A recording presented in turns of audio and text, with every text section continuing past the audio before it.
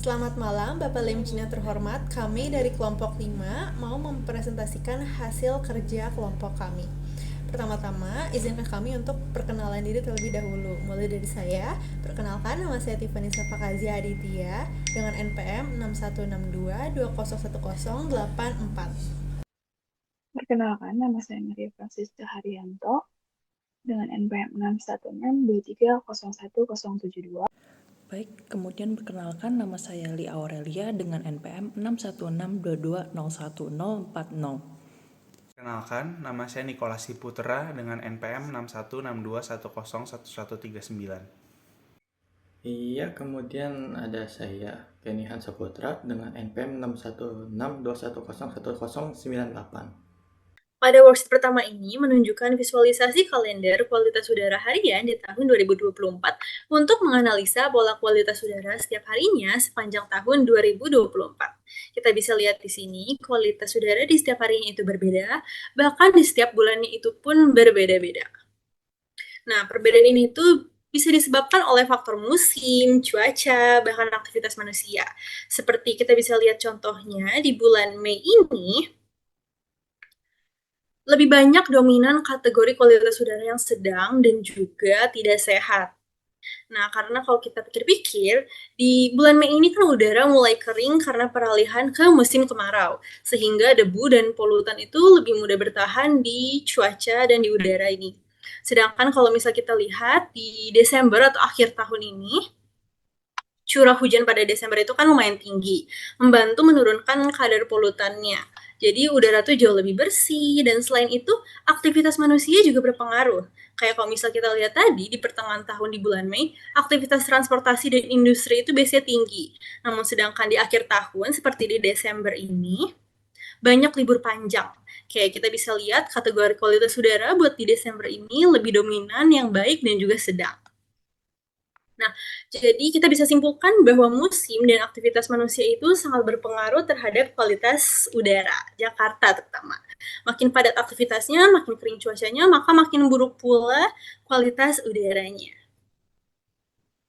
Lalu kita bisa lanjut ke worksheet yang kedua.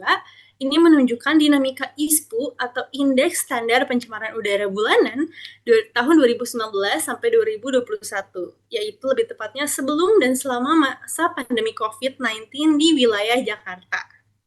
Nah, di worksheet ini itu saya membandingkan rata-rata ISPU dari tahun 2019 sampai 2021 untuk melihat dampak pandemi.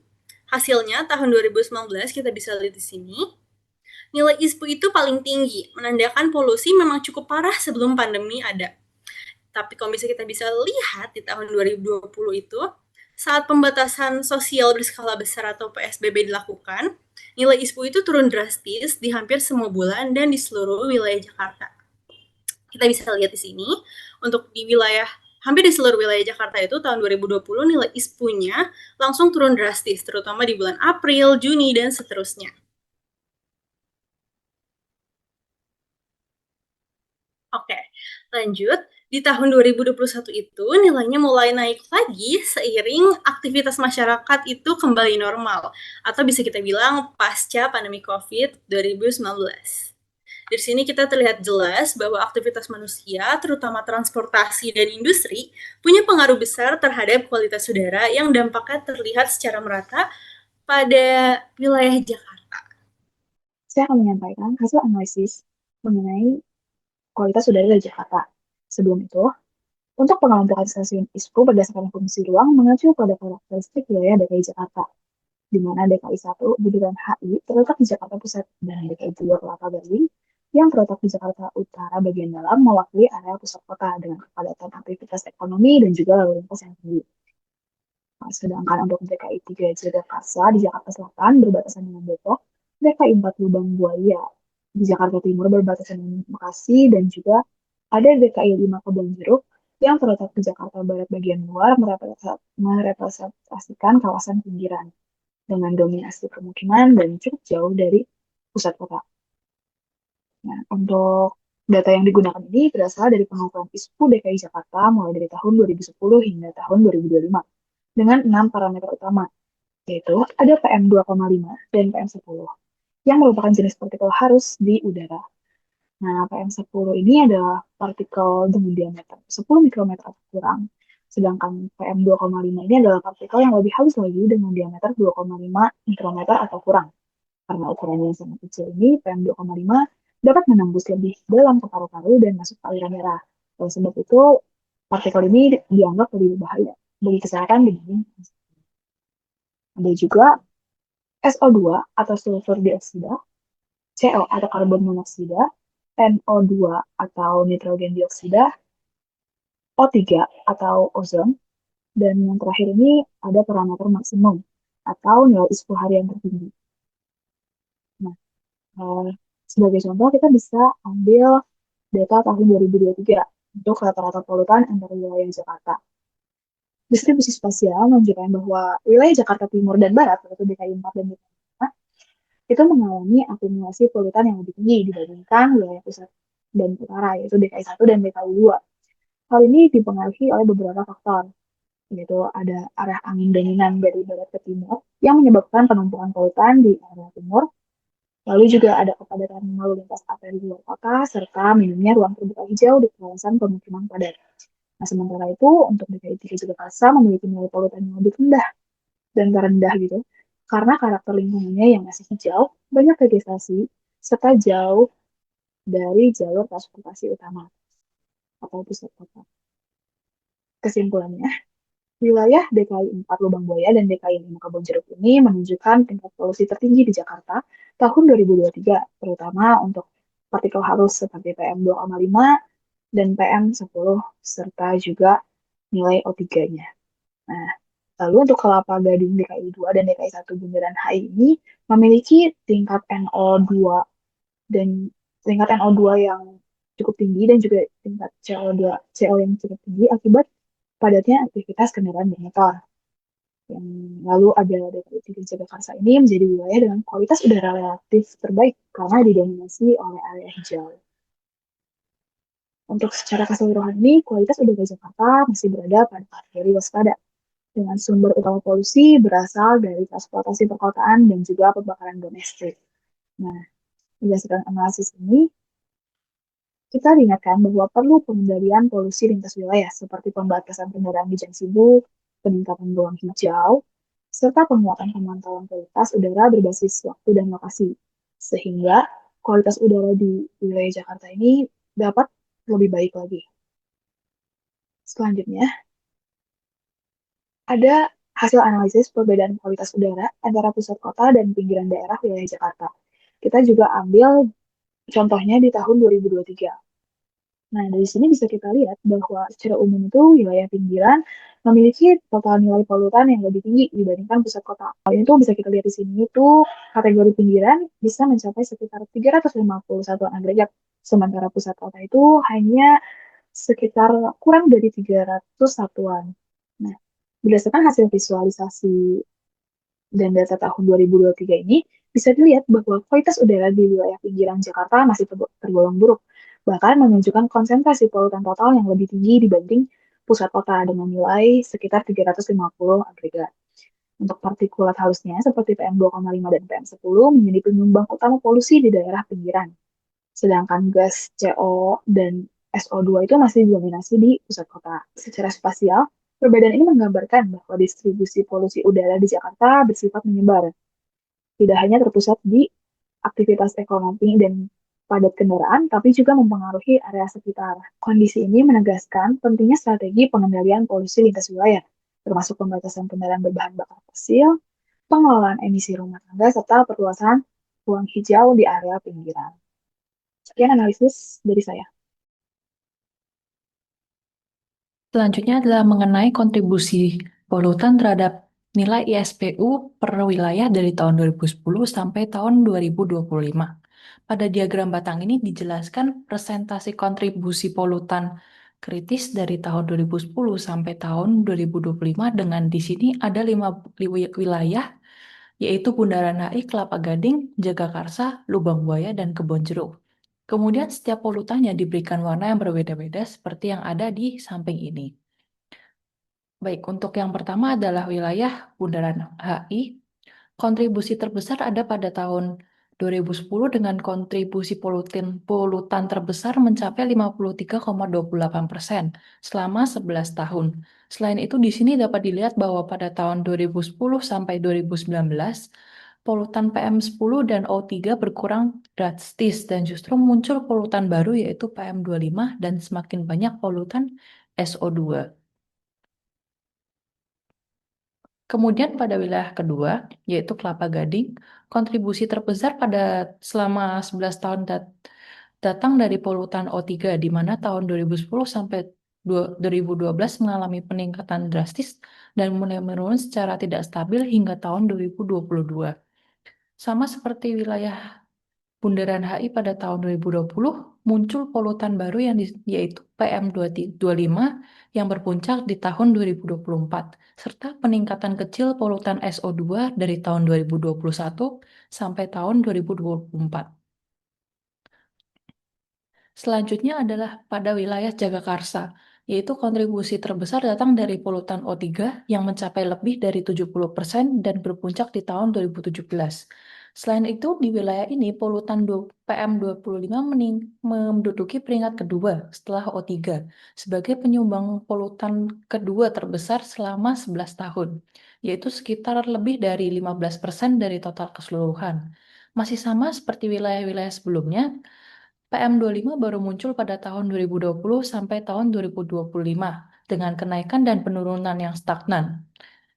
Kemudian pada wilayah keempat, pada wilayah Lubang Buaya ini, kontribusi terbesar justru datang dari polutan PM25 yang mencapai lebih dari 50% dan meningkat cukup stabil dari tahun 2021 sampai tahun 2023.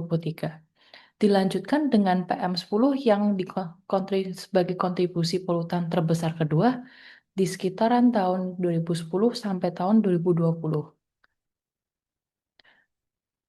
Kemudian di daerah terakhir yaitu daerah Kebonjeruk, kontribusi terbesar datang dari O3 dengan puncak di tahun 2018 dan jika di total O3 mencapai lebih dari 76% dari total keseluruhan. Kemudian kontribusi terbesar kedua datang dari PM25 yaitu sekitar 15%. Sekitar 15%-an. Polutan ini muncul dari tahun 2021 dan puncaknya ada di tahun 2024. Nah, dari kelima wilayah tersebut dapat disimpulkan bahwa dari tahun 2010 sampai 2020 rata-rata didominasi oleh polutan O3 dan PM10. Kemudian pada tahun 2020 sampai 2025 pada tahun awal 2020 muncul yang disebut dengan PM25, kemudian dari 2020 sampai 2025 didominasi oleh polutan PM25. Perbedaan ini bisa terjadi mungkin karena adanya faktor-faktor seperti pandemi COVID-19 yang terjadi pada akhir tahun 2019, sehingga mungkin terjadi perubahan kondisi iklim, gaya hidup, aktivitas, dan berbagai faktor lainnya. Oke, untuk sheet ini, kemudian untuk sheet selanjutnya, pada sheet ke-6 ini dijelaskan mengenai kesesuaian data ISPU atau kekonsistenan data ISPU maksimum setiap wilayah dengan kategori kualitas udara berdasarkan ISPU. Nah, sumbu X di sini adalah kategori dan sumbu Y adalah nilai ESPU maksimumnya. Di sini diberikan pula filter untuk setiap wilayahnya yang ada dengan warna-warna yang berbeda-beda. Kemudian diberikan juga caption berisi kategori kualitas udara berdasarkan interval nilai ISPU sesuai dengan standar Kementerian Lingkungan Hidup dan Kehutanan.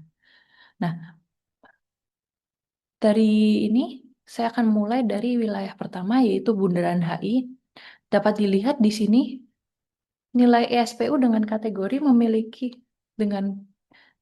dapat dilihat bahwa nilai ISPU di sini memiliki ketidakkonsistenan di mana nilai ISPU maksimumnya adalah 65,5 dan 67,8 dan tidak sesuai dengan standar yang ada.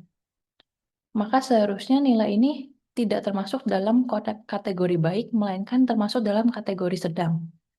Kemudian di wilayah kedua, 3 dan 4, di sini dapat dilihat bahwa setiap kategorinya wilayah 2, 3, dan 4 yaitu Kelapa Gading, Jagakarsa, Lubang Buaya, dan Kebon Jeruk dapat dilihat bahwa nilai ESPU maksimum sudah konsisten dengan kategori yang diberikan oleh Kementerian Lingkungan Hidup dan Kehutanan, yaitu sesuai dengan apa yang ditulis di caption ini.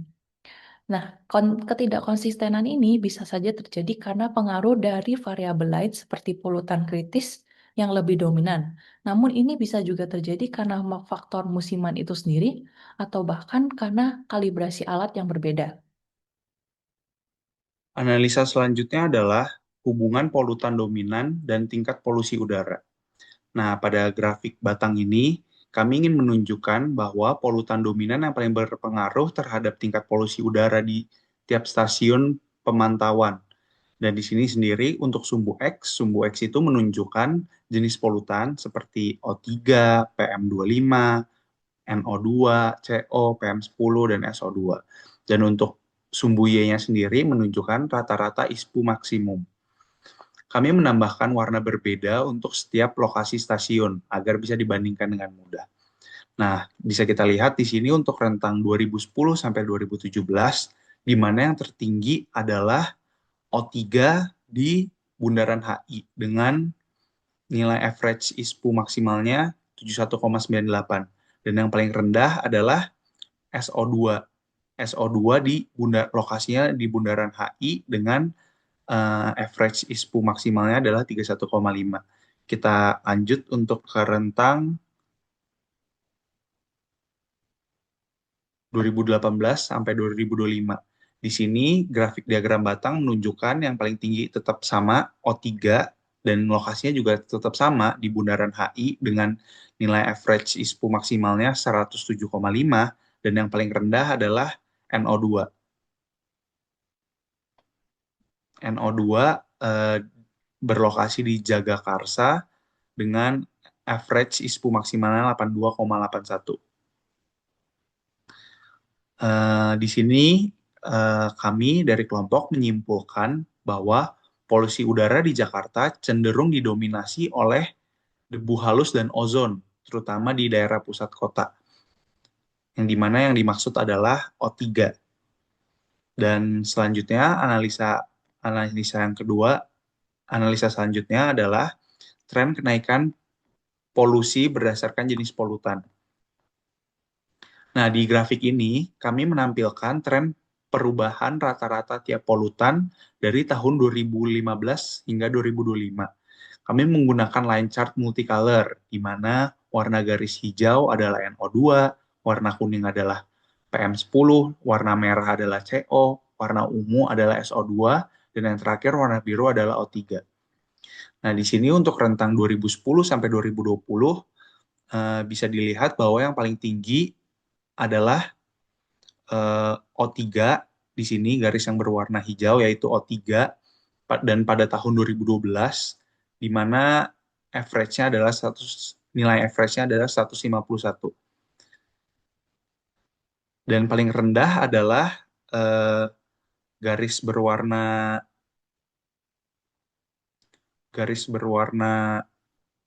hijau di mana pada tahun 2020 di sini nilai average NO2 itu adalah 8,1. Kita lanjut untuk analisa dari tahun 2015 sampai 2025. Di sini bisa terlihat bahwa yang paling tinggi juga masih O3 pada tahun 2018, di mana nilainya adalah 118,8. Dan yang paling rendah adalah garis berwarna merah, yaitu CO pada tahun 2025, di mana nilai average CO adalah 11,2. Di sini ada penurunan polusi, tren polusi disebabkan oleh, ini asumsinya adalah ini setelah COVID. Karena selama COVID, orang-orang melakukan PPKM, sehingga banyak sekali mobilitas kendaraan bermotor yang tidak beroperasi, sehingga kita mengasumsikan hal tersebut terjadi karena penurunan polusi. Jadi kami menyimpulkan pada grafik tren kenaikan polusi udara berdasarkan jenis polutan ini, grafik ini menegaskan bahwa aktivitas manusia memiliki dampak langsung terhadap tingkat polusi udara. Sekian analisa dari hubungan polutan dominan dan tingkat polusi udara dan juga tren kenaikan polusi berdasarkan jenis polutan. Baik, terima kasih teman-teman. Berarti sekarang giliran saya untuk menyampaikan hasil dari analisis yang saya dapat dari data yang telah diberikan.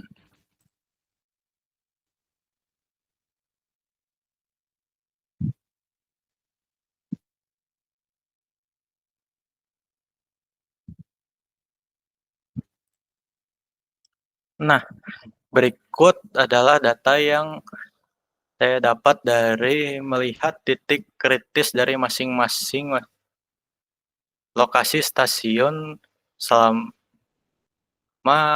periode 11 tahun tanpa filter tanggal. Dari sini bisa terlihat jelas kalau stasiun DKI 1 secara hitungan paling sedikit, sementara stasiun DKI 4 yang paling banyak. Selain itu dapat terlihat polutan-polutan yang mencapai titik kritis. Di sini terlihat seringkali O3 yang mencapai hitungan titik kritis yang paling sering ya. Kurang lebih setidaknya ada di 3 stasiun. Sementara untuk stasiun 1, polutan yang paling sering mencapai titik kritis itu berada di polutan PM10 dan di stasiun DKI 4 polutan yang paling sering mencapai titik kritisnya yaitu PM25. Lalu selanjutnya di sini dapat dilihat pie chart dari distribusi kualitas udara selama kurang lebih 11 tahun. Di sini terlihat 57,59% data menunjukkan kualitas udara sedang. Berarti selama kurang lebih dari 5 tahun yang tercatat kualitas udaranya itu sedang, lalu mengarah ke arah tidak sehat sekitar 33%. Kemudian di sini masih tercatat kualitas udara yang baik sekitar 5,71%. Lalu terakhir kualitas udara tercatat hingga mencapai tingkat sangat tidak sehat sekitar 3,67%. Sekian dari presentasi saya. Sekian presentasi dari kelompok kami. Mohon maaf apabila ada kesalahan kata. Terima kasih.